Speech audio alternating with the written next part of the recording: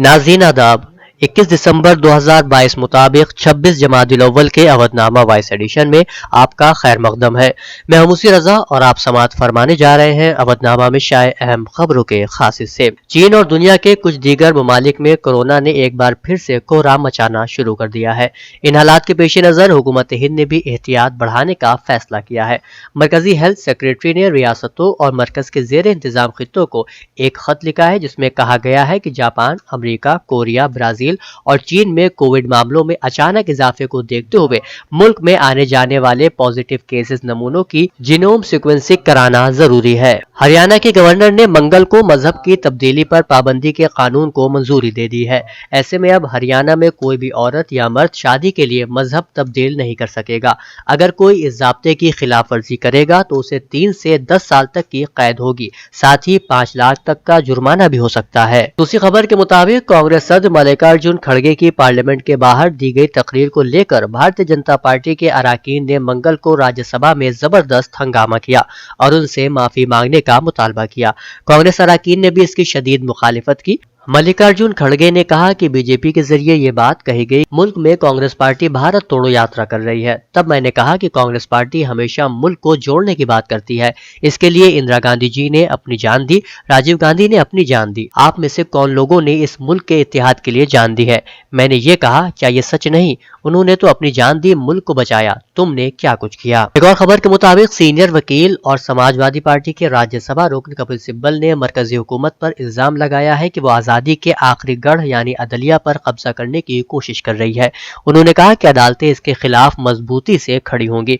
जजों की तकर्रुरी पर जारी तनाजिया और मरकज के साथ तनाव पर कपिल सिब्बल ने वाजे किया कि मौजूदा कॉलेजियम निजाम में अपनी खामियां हैं, लेकिन इसमें हुकूमत को मुकम्मल आजादी देना दुरुस्त तरीका नहीं है। एनसीआर, यूपी, पंजाब समेत शुमाली हिंदुस्तान की कई रियासतों के दर्जे हरारत में मुसलसल कमी हो रही है। अब दर्जे हरारत में कमी के साथ ही धुंध और सर्दी की लहर ने भी अपना असर दिखाना शुरू कर दिया है।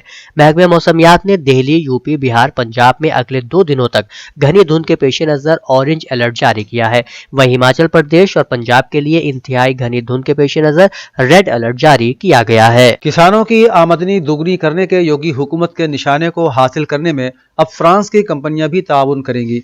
फ्रांस में सरमायाकारी के इम्कानात तलाशने गई टीम योगी को ज़राअत और एयरक्राफ्ट मरम्मत जैसे शोबों में कंपनियों की जानिब से सरमायाकार के लिए अहम तजवीज़ें मौसूल हुई हैं।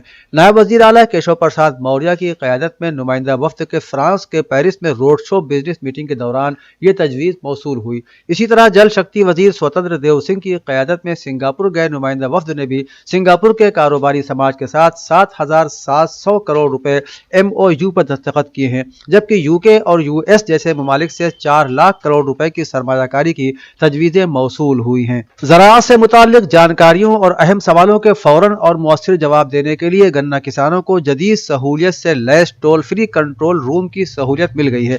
वज़ीर आला योगी आदित्यनाथ की हिदायत पर गन्ने के वजीर के दफ्तर पर इस कंट्रोल रूम का क़याम किया गया है। कॉल सेंटर के अमले के जरिए किए जा रहे कामों में रफ्तार लाने और सवालात और तजावीज़ात के मुअस्सिर रिस्पांस के लिए कंट्रोल रूम को एन कम्यूटिंग सिस्टम, EPB, इंटरकॉम और वेब बेस्ड सॉफ्टवेयर जैसी सहूलियात से जोड़ा गया है। Uttar Pradesh state road transport corporation के मैनेजिंग डायरेक्टर संजय कुमार ने धुंध की वजह से होने वाले हादिसात को मद्देनजर रखते हुए रात की बस सर्विस पर पूरी तरह से पाबंदी लगा दी है। अगले 1 माह तक नाइट बसों की ऑनलाइन बुकिंग अब नहीं हो सकेगी। जो भी बसें रात के वक्त रूट पर चलाने के लिए निकाली जाएं और अगर ज्यादा धुंध हो तो बसों को करीबी बस स्टेशन पर खड़ा किया जाएगा। MD ने वाज़ेह तौर पर कहा है कि धुंध के बाइस होने वाले हादिसात में अफसरों की गफलत बर्दाश्त नहीं की जाएगी। उत्तर Pradesh state road transport corporation के मैनेजिंग डायरेक्टर संजय कुमार ने मंगल को रियासत के तमाम इलाकाई मैनेजर, सर्विस मैनेजर और असिस्टेंट रीजनल मैनेजर्स को वीडियो कॉन्फ्रेंसिंग के जरिए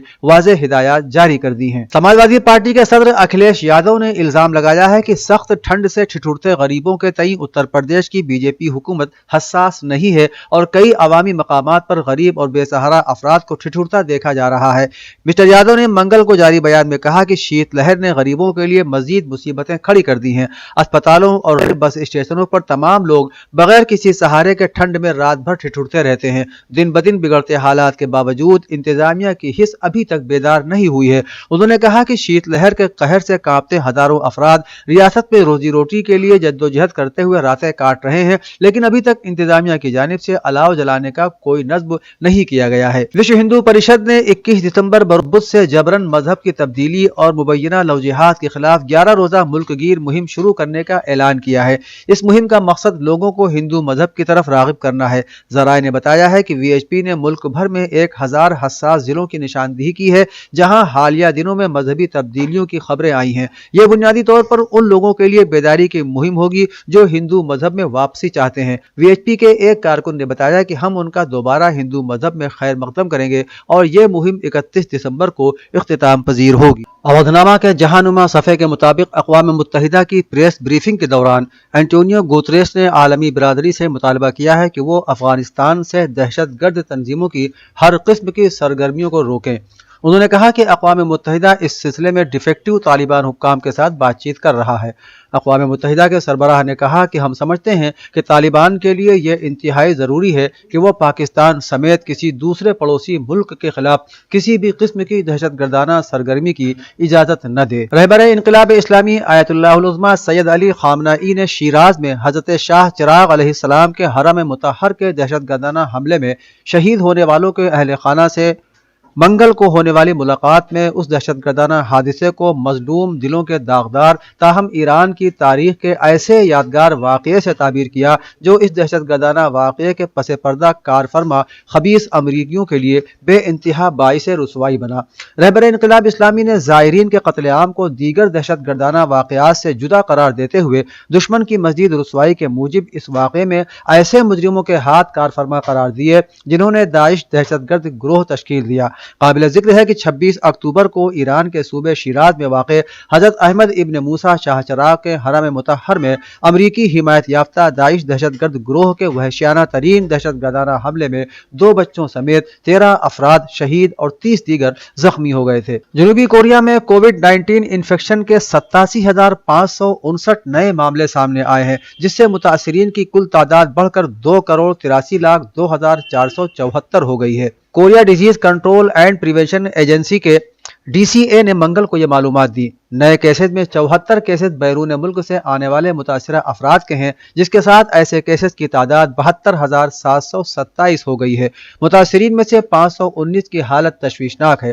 کورونا سے مزید 56 اموات کی تصدیق بھی ہوئی ہے جس کے بعد ہلاکتوں کی کل تعداد 31,490 ہو گئی ہے۔ طرابلس کی ایک عدالت نے 17 افراد کو موت کی سزا سنائی ہے۔ ان کے حوالے سے مزید کہا گیا ہے کہ انہیں داعش سے منسلک دیگر کارروائیوں، ریاست اور سماجی امن پر حملے کا مجرم قرار دیا گیا ہے۔ ان افراد نے کل 53 افراد کو ہلاک، عوامی عمارتوں کو تباہ اور درجنوں لوگوں کو لاپتہ کیا۔